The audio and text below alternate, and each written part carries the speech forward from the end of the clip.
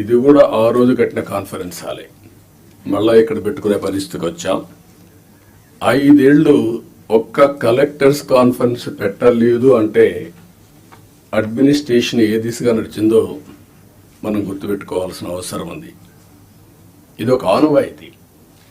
ఒక best practice ఉన్నప్పుడు ఎవరు అధికారంలో ఉన్నా ప్రజలకు మంచి జరగాలంటే అలాంటి బెస్ట్ ప్రాక్టీసెస్ను కూడా కాపాడుకుంటూ ముందుకు పోవాల్సిన అవసరం ఉంది.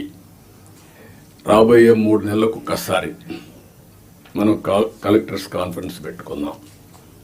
అయితే ఈ కలెక్టర్స్ కాన్ఫరెన్స్ కూడా గంటల తరబడి ఉండదు, రోజుల తరబడి ఉండదు, క్విక్గా ఉంటుంది. నేను కూడా టైం చూసుకుంటున్నా. నాకు ఇచ్చిన 30 నిమిషాలు నేను కూడా పూర్తి చేయాల్సిన అవసరం ఉంది. ఈ మధ్య మీరందరూ చూస్తూ ఉంటారు, నేను మీటింగ్కి వచ్చినప్పుడు అర్ధ గంట 45 నిమిషాలు 1 అవర్, మ్యాక్సిమం పెద్ద మీటింగ్ ఉంటే 1.5 అవర్. ఒక్క నిమిషం లేట్ అయినా నేను లేచి వెళ్ళిపోతున్నా. ప్రిపేర్ అయ్యి రాకపోతే వాళ్ళకే చెప్పేసి you are not up to the mark, మళ్ళీ రమ్మంటున్నా. ఒక జవాబుదారీతనంతో పనిచేయాల్సిన అవసరం ఉంది.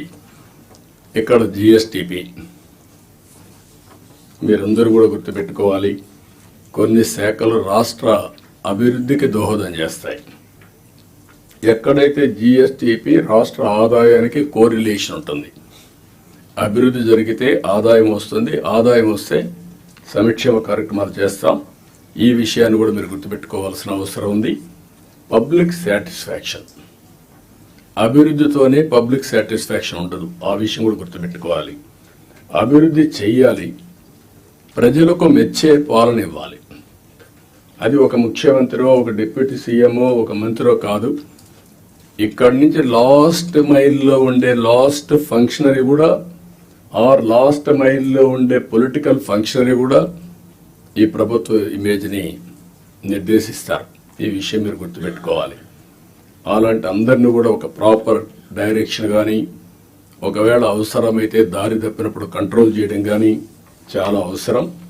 అందుకని మీ అందరినీ, అది కూడా నేను రాబోయే రోజుల్లో మనందరి బాధ్యత యాజ్ ఎ లీడర్, నా రెస్పాన్సిబిలిటీ అందరి పర్ఫార్మెన్స్ అనలైజ్ చేసుకొని రైట్ మ్యాన్ రైట్ పొజిషన్లో పెట్టి తద్వారా మెరుగైన పాలన ప్రజలకు అందించడం ఒక చీఫ్ మినిస్టర్గా, ఒక డిప్యూటీ చీఫ్ మినిస్టర్గా మా బాధ్యత.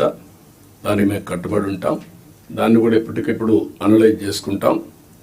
నాతో సహా నా పర్ఫార్మెన్స్ అనలైజ్ చేసుకోవడం. అందుకే ఏమాత్రం బేషజా లేకుండా పవన్ కళ్యాణ్ గారు ఒక మాట అన్నారు, నేను ఇంకా నేర్చుకుంటానని. నేర్చుకోవడం అనేది అనునిత్యం చేయాల్సిన పని. Learning and delearning is a continuous process in life. మీరు నేర్చుకుంటే ముందుకెళ్తారు, నేర్చుకోకపోతే అక్కడి నుంచే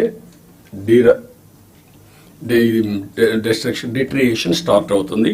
ఈ విషయం కూడా మీరు గుర్తుపెట్టుకోవాల్సిన అవసరం ఉంది.